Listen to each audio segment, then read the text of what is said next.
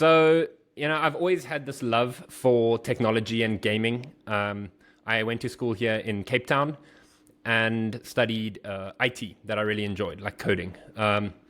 In grade 11, our teacher brought in a lecturer from information systems at UCT to come talk to us about, what is information systems. I had no idea. So he said something in that talk. He said, if engineering students are the builders of the house, then information system students are the architects. And that kind of stuck with me. I knew kind of then that I wanted to be involved in the design side of things, but rather than building them. But I didn't really know kind of what that looked like, or what was design, how large design was at that phase. So I started studying information systems. I still had this love for gaming though, and I wanted to pursue this career in the gaming industry. It's not that I love to just sit here playing games all day. What I loved was the products that were being built in gaming and how much users cared for those products. I always use the saying, no one cares about a toaster. I want to be building things that someone spends days playing, and day in, day out, hour. And then after they're done, what are they going to do? They're going to go talk to their friends about the game. And then they're going to go online and watch YouTube videos about it. That was me. And I knew how much I cared, and I knew how much other people cared. And I wanted to work on projects that had that sort of passion behind them. It was kind of a big problem, though, that I faced was I had very little opportunities in gaming in South Africa. The scene is very small. We make the joke it's 20 years behind film. And, especially for someone who's not a designer per se, I can't draw at all. I can do, some messing around, but I'm by no means, a graphic focused person. I'm very much more on the tech side of things. But at the same time, I'm not a programmer. I'm not an engineer. I have a BCom degree. So I needed to find an in for me, and that was competitive gaming. So I started competing semi-professionally in games. I'd always been fairly good and proficient in FPS games, but in university, I really started taking it seriously.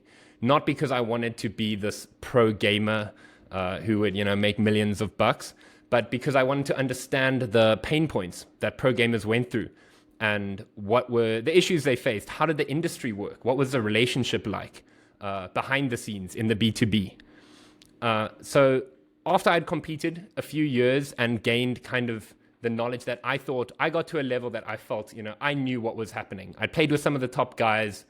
I'd made a few bucks. I got to quit my waitering job to play gaming. So, I was living the high life.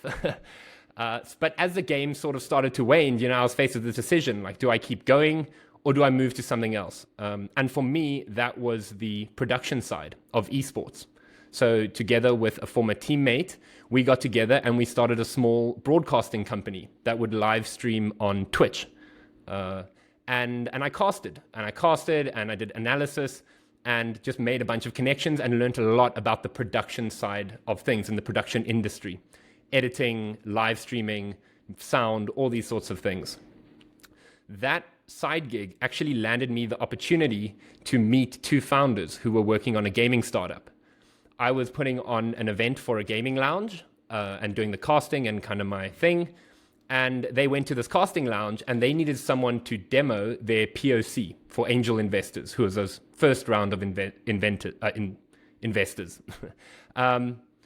And they weren't particularly good at the game. So they asked this gaming lounge, like, hey, do you have someone who's good? And they said, yeah, well, we got this guy putting on the tournament. He's probably pretty good. So they messaged me and they reached out and I said, yes, get in the habit of saying yes.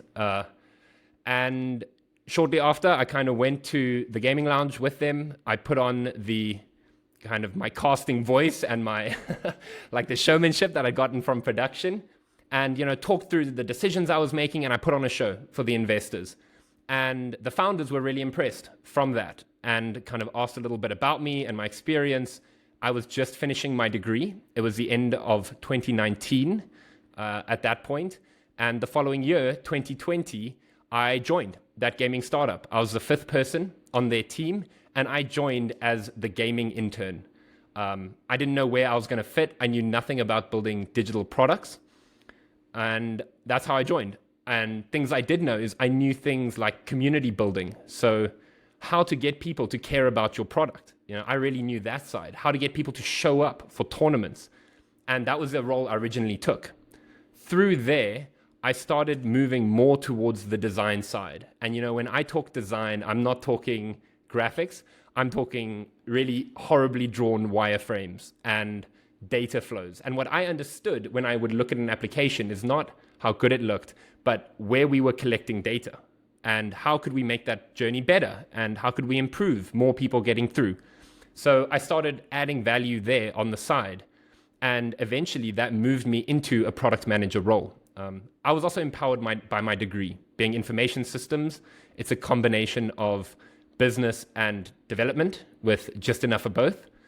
And it kind of empowered me to create these diagrams, right? So I became a product manager and I started designing the app because I knew what the users wanted, I knew what the ecosystem needed, and I knew the technology.